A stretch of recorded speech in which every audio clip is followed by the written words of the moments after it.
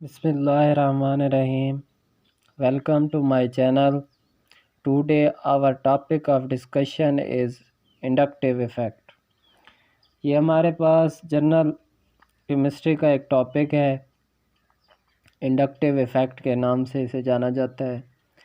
Inductive effect, ये जो word हमारे पास इंडक्टिव है ना, और आगे है हमारे पास इफ़ेक्ट, ठीक है। तो ये इंडक्टिव का मीन जो होता है इंड्यूस करवा देना। क्या करना? इंड्यूस करना। इंडक्टिव से इंड्यूस करना, ठीक है। तो इस तरह से हम इसकी फर्स्ट ऑफ ऑल डेफिनेशन पढ़ते हैं। It is a permanent effect involving displacement of sigma electrons toward more electronegative species से मुराद हमारे पास मालिक्यूल भी हो सकता है, हमारे पास एटम भी हो सकता है, हमारे पास आयन भी हो सकता है, हमारे पास एनाइन भी हो सकता है, हमारे पास कैटाइन भी हो सकता है। तो हमारे पास इसमें इंडक्टिव इफ़ेक्ट में क्या होगा कि ये एक परमानेंट इफ़ेक्ट है, ठीक है, और ये इन्वॉल्व होता है किसी चीज़ को डिस्प्लेस करने में। डिस्प्लेस का मतलब होता है किसी को जगह से हटाने में, ठीक है। कैसे डिस्प्लेस करता है? थ्रो या via sigma bond, sigma electrons. यानी यहाँ पे हमारे पास आप सिग्मा बॉन्ड की बात करेंगे। Sigma electrons mean sigma bond. जब सिग्मा इलेक्ट्रॉन की बात होगी तो सिग्मा बॉन्ड की बात होगी। जब सिग्मा बॉन्ड की बात होगी तो इसका मतलब ये होगा कि यहाँ पे सिग्मा इलेक्ट्रॉन की बात हो रही है। किसकी बात हो रही है? सिग्मा इलेक्ट्रॉन की बात हो रही है। तो सिग्मा बॉन्ड के अंदर जो इलेक्ट्रॉन लाई करते हैं, पाए जाते हैं, फाउंड करते हैं, तो उन इलेक्ट्रॉन को हम सिग्मा इलेक्ट्रॉन का नाम देते हैं। जो हमारे पास पाई बॉन्ड के अंदर जो इलेक्ट्रॉन लाई करते हैं, पाए जाते हैं, उन इलेक्ट्रॉन को हम पाई इलेक्ट्रॉन्स का नाम देते हैं। ठीक हो गया? ये तो होगी इसकी डेफिनेशन। क्या होगी डेफिनेशन? कि ये क्या है? परमानेंट इफ़ेक्ट है। उसके बाद ये इन्वॉल्व होता है डिस्प्लेसमेंट ऑफ सिग्मा इलेक्ट्रॉन्स, ठीक है। यानी हमारे पास जो इधर किसके ज़रिए डिस्प्लेसमेंट होगी इलेक्ट्रॉन की? सिग्मा इलेक्ट्रॉन के ज़रिए, सिग्मा बॉन्ड के ज़रिए, not a pi bond, not a pi electron, ठीक है। उसके बाद है हमारे पास इसकी कुछ करैक्टरिस्टिक हम देखते हैं कि इसकी इंडक्टिव इफ़ेक्ट की, कि ये हमारे पास क्या है? वीक इफ़ेक्ट है। ये क्या है? वीक इफ़ेक्ट है, नॉट अ स्ट्रॉन्ग इफ़ेक्ट। ये क्या है? इंडक्टिव इफ़ेक्ट हमारे पास वीक इफ़ेक्ट होता है। और ये हमारे पास निग्लिजिबल होगा। क्या होगा? निग्लिजिबल होगा। कब होगा negligible? At carbon atom. Negligible at carbon atom, ठीक है। मतलब हमारे पास निग्लिजिबल ये कब होता है? जब बात थर्ड कार्बन के बाद चली जाए, after third carbon, carbon chain के अंदर ये थर्ड कार्बन के बाद ये क्या हो जाता है? निग्लिजिबल हो जाता है। मतलब इसकी वैल्यू जो होती है वो नॉट कंसीडरेशन के काबिल नहीं होती, ठीक है। उसको हम कंसीडर नहीं करते आफ्टर थर्ड कार्बन। मतलब थर्ड कार्बन एक चेन है, उसमें एक अल्फ़ा कार्बन है, एक बीटा कार्बन है। जो उसके बाद जो गैमा वाला आता है ना, अल्फ़ा बीटा, और थर्ड में जो आता है गैमा, उसके बाद जो हमारे पास ये इफ़ेक्ट होगा, कौन सा? इंडक्टिव इफ़ेक्ट, वो क्या हो जाएगा? निग्लिजिबल हो जाएगा। क्या हो जाएगा? निग्लिजिबल हो जाएगा। अब बात कर लेते हैं कि अल्फ़ा कार्बन क्या होता है, बीटा कार्बन क्या होता है, और गैमा कार्बन क्या होता है। अल्फ़ा कार्बन वो होता है जिसके अंदर हमारे पास हाइड्रोजन एटम के अलावा कोई हैलोजन एटम, जिसके साथ हाइड्रोजन होता है ना हमारे पास H, उसके अलावा अगर कोई हैलोजन उसके साथ अटैच हो तो वो क्या कहलाता है? Alpha carbon. और वो हमारे पास क्या कहलाता है? Alpha carbon. और बीटा कार्बन वो होता है जिसके साथ हाइड्रोजन एटम अटैच होता है। जिसके साथ हाइड्रोजन एटम क्या होता है, अटैच होता है, वो होता है बीटा कार्बन।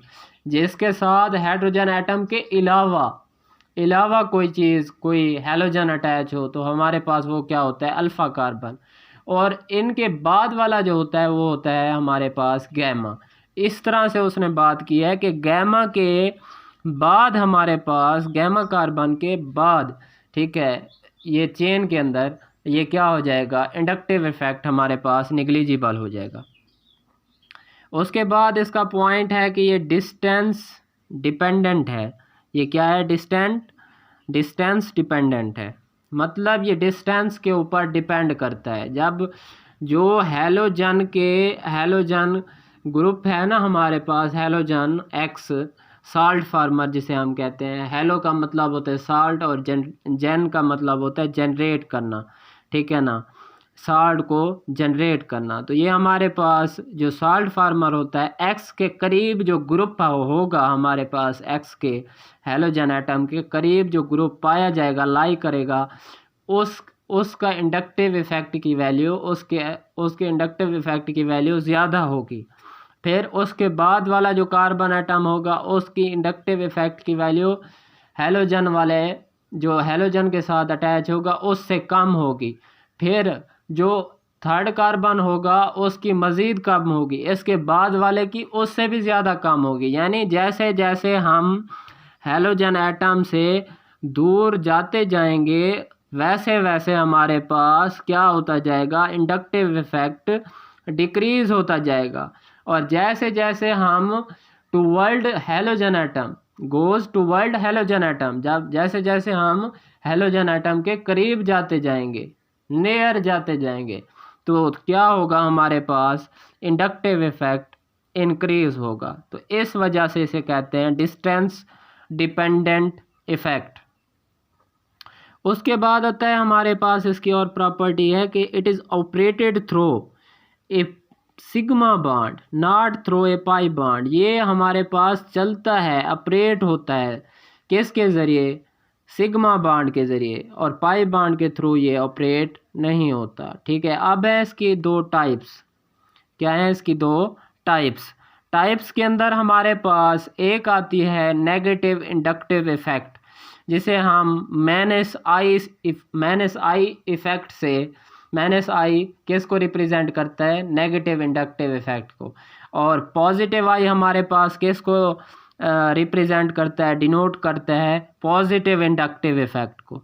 अब नेगेटिव इंडक्टिव इफेक्ट को डिस्कस करते हैं कि नेगेटिव इंडक्टिव इफेक्ट होता क्या है। ये हमारे पास it is shown by electron attracting, यानी ये इलेक्ट्रॉन की कशिश को जाहिर करता है, ठीक है, या विदड्रॉइंग स्पीशीज़, ठीक है ना। ये क्या करता है, विदड्रॉ करता है, निकालता है हैलोजन से एटम को, इलेक्ट्रॉन को निकालता है, कौन, नेगेटिव इंडक्टिव इफेक्ट। मतलब कि मेन के इसे ज़रूरत होती है, नीड होती है, रिक्वायरमेंट होती है इसकी इलेक्ट्रॉन लेने की, ठीक है। तो ये हैलोजन से क्या करता है, हैलोजन एटम से इलेक्ट्रॉन को एक्सट्रैक्ट करता है, निकालता है, ठीक है। तो जैसा कि ये दिया हुआ है हमारे पास, ये देखें, ये जो एरो का हेड है वो हैलोजन की जानिब है, टुवर्ड हैलोजन। तो ये हमारे पास ये इस चीज़ को डिनोट करता है कि ये जो इलेक्ट्रॉन है, ये जो बॉन्ड है वो किसकी जानिब हमारे पास बेंड हो रहा है, हैलोजन की जानिब बेंड हो रहा है।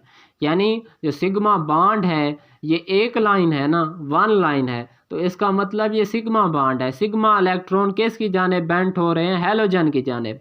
तो यहाँ पर हमारे पास हैलोजन क्या करेगा, विदड्रॉ करेगा इलेक्ट्रॉन किससे, कार्बन एटम से, किससे, कार्बन एटम से। माइनस चार्ज का मतलब ही हमारे पास यही होता है कि इलेक्ट्रॉन को निकालना, विदड्रॉ करना। जिसके ऊपर मनफी चार्ज होगा उसे क्या होगी, ज़रूरत होगी, उसे क्या होगी, नीड होगी, किस चीज़ की, इलेक्ट्रॉन की ज़रूरत होगी, उसे रिक्वायर होगा, इलेक्ट्रॉन क्या होंगे, उसे चाहिए होंगे। तो ये हमारे पास नेगेटिव इफ़ेक्ट हो गया। मतलब कि हमारे पास हैलोजन एटम दूसरे एटम से, दूसरे कार्बन एटम से इलेक्ट्रॉन को विदड्रॉ करेंगे, निकालेंगे, क्योंकि हैलोजन एटम को ज़रूरत होती है, इलेक्ट्रॉन की नीड होती है। तो सिग्मा बॉन्ड, ये जो एरो का हेड है ना हमारे पास, ये टूवर्ड है किसकी जानिब, हैलोजन एटम की जानिब। तो ये डिनोट कर रहा है कि जो सिग्मा इलेक्ट्रॉन है वो किसकी जानिब बेंट हो रहे हैं, उनका झुकाव किन की जानिब है, वो किस जानिब ट्रांसफ़र हो रहे हैं, तो वो हमारे पास हैलोजन की जानिब जा रहे हैं, झुक रहे हैं, उनका झुकाव हैलोजन एटम की जानिब है। तो इसकी एग्जांपल है हमारे पास NR3 है, NO2 है, उसके बाद साइनाइड ग्रुप है, उसके बाद सल्फाइड हाइड्रोजन है, उसके बाद हमारे पास COOH है, फ्लोरीन है, नेक्स्ट हमारे पास COOR है, CHO है, ये हमारे पास X है, X से मुराद हैलोजन है। हैलोजन हमारे पास फ्लोरीन, क्लोरीन, ब्रोमीन, आयोडीन, ये सारे हमारे पास क्या हैं, हैलोजन है। उसके बाद NH2 है, अमोनिया है, अल्कोहल है, OR है, ये हमारे पास इसकी एग्जांपल है। और ये हमारे पास इसका सिस्टमेटिक ऑर्डर है। ये क्या है हमारे पास, यही सीक्वेंस हमने क्या करनी होती है, फॉलो करनी होती है एग्जांपल के अंदर। ये MCQs भी पूछा जा सकता है। नेक्स्ट है हमारे पास पॉजिटिव इंडक्टिव इफ़ेक्ट। क्या है हमारे पास, पॉजिटिव इंडक्टिव इफ़ेक्ट। तो पॉजिटिव इंडक्टिव इफ़ेक्ट किसको शो करता है, हमारे पास इलेक्ट्रॉन डोनेटिंग स्पीशीज़ को शो करता है। तो हमारे पास यहाँ पे देखें C के साथ उधर X था, तो इधर हमारे पास क्या है, Y लिखा हुआ है मैंने। तो ये जो हमारे पास एरो का हेड है ये वाला, ये किसकी जानिब है, टूवर्ड कार्बन एटम, किसकी जानिब है, टूवर्ड कार्बन एटम। इसको मैंने इनसर्कल इसलिए किया है कि आपको बताने के लिए कि यहाँ पे हमारे पास कार्बन क्या करेगा, इलेक्ट्रॉन को एक्सेप्ट करेगा, और वाई क्या करेगा, इलेक्ट्रॉन को डोनेट करेगा। ठीक है ना, पॉजिटिव इंडक्टिव इफेक्ट इसी चीज़ का नाम है। तो ये है उसका ऑर्डर। सबसे पहले ऑक्सीजन है, फिर हमारे पास COO है, फिर टर्शरी अल्काइल ग्रुप है, ठीक है ना, फिर सेकेंडरी SA मैंने लिखा हुआ है, SA से मुराद है सेकेंडरी अल्काइल ग्रुप। उसके बाद है हमारे पास प्राइमरी अल्काइल ग्रुप, और उसके बाद है हमारे पास लास्ट में सबसे हाइड्रोजन। ये है इसका सिस्टमेटिक ऑर्डर।